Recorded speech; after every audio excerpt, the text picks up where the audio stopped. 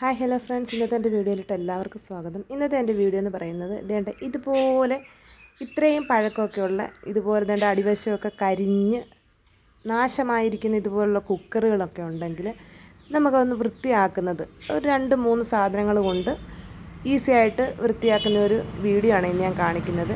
അതും ഒറ്റ യൂസിൽ റിസൾട്ട് കിട്ടില്ല.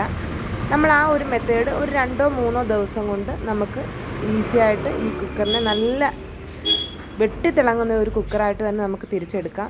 ആദ്യത്തെ ആ ഒരു യൂസിൽ തന്നെ എത്രത്തോളം ഇത് ഭംഗിയാവുമെന്ന് ഞാൻ നിങ്ങളെ കാണിച്ചു തരാം. അപ്പം നമുക്ക് നേരെ വീഡിയോയിലോട്ട് പോകാം.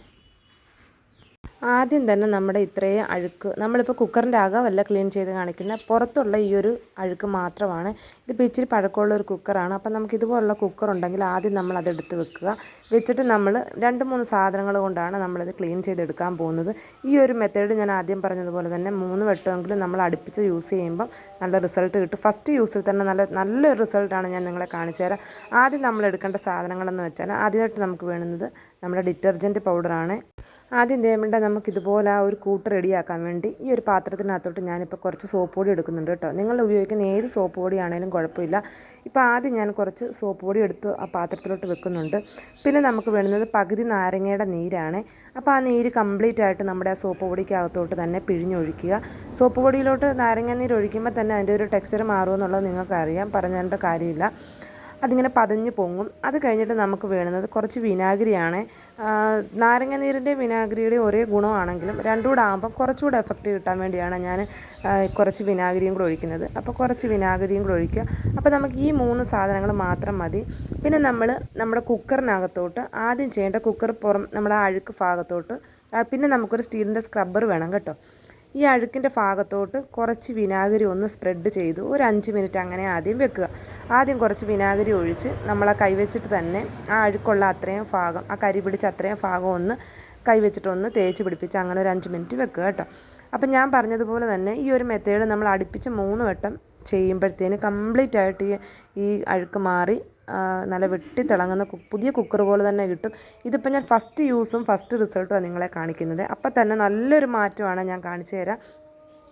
ഇതിനകത്തോട്ട് നമ്മൾ ഇതൊന്ന് ഒരു 5 മിനിറ്റ് കഴിയുമ്പോഴത്തേന് നമ്മുടെ ആ ഒരു നാരങ്ങാത്തോടിനകത്തോട്ട് ആ ഒരു സാധനം ആ മിശ്രിതം മുക്കി ജസ്റ്റ് ഒന്ന് അതിൻ്റെ പുറത്തോട്ട് തേച്ച് അങ്ങനെ ഒരു 5 മിനിറ്റ് അതിനെ വിടുക.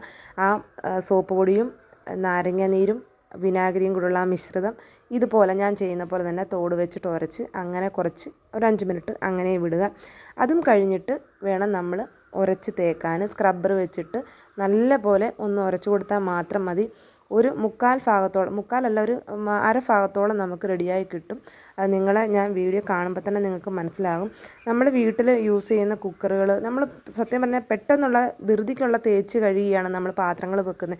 അതുകൊണ്ടാണ് ഇത്രയും കരി പിടിക്കുന്നതും അഴുക്ക് പിടിക്കുന്നതും ഒക്കെ. എല്ലാവരുടെയും സ്വഭാവം അതുതന്നെയാണ്. നമ്മൾ ധൃതിയുള്ളത്, നമുക്കെല്ലാവർക്കും നമുക്ക് ധൃതിയാണല്ലോ. ആ ഒരു കാര്യം വരുമ്പോഴാണ് നമ്മളിതെല്ലാം ചെയ്യുന്നത്. പിന്നെ എപ്പോഴെങ്കിലും സമയം കിട്ടുമ്പം ഇതുപോലെ വൃത്തിയാക്കി വെക്കുകയാണ് പതിവ്. പക്ഷേ ഇത് ഡെയിലി ആയിക്കഴിഞ്ഞാൽ ഈ പറയുന്ന ഞാൻ ഉൾപ്പെടെ എല്ലാവരോടും ഡെയിലി ആയിക്കഴിഞ്ഞാൽ നമുക്ക് ക്ലീൻ ചെയ്ത് വെക്കാം.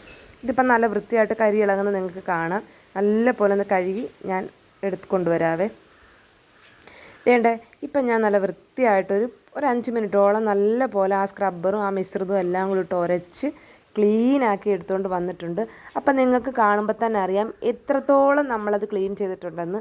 ഒറ്റ യൂസിലെ റിസൾട്ടാണ് നിങ്ങളീ കാണുന്നത്.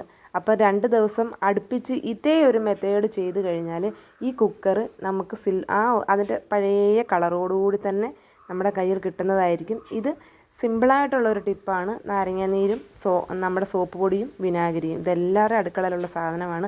അപ്പോൾ ഇതുപോലെ കണ്ടോ, നിങ്ങൾക്ക് മനസ്സിലായി കാണും എത്ര അകലത്തിൽ അത് വൃത്തിയാക്കി എടുത്തിട്ടുണ്ട്. അപ്പം നമുക്ക് 2 ദിവസവും കൂടെ നിന്ന് ഇതുപോലെ റെഡിയാക്കി എടുത്താൽ നല്ല സൂപ്പറായിട്ട് നമ്മുടെ പാത്രങ്ങളെ വൃത്തിയാക്കി വെട്ടിത്തിളങ്ങി തന്നെ നമ്മുടെ കയ്യിൽ കിട്ടും. അപ്പോൾ എല്ലാവരും ഈ ടിപ്പൊന്ന് ട്രൈ ചെയ്ത് നോക്കുക.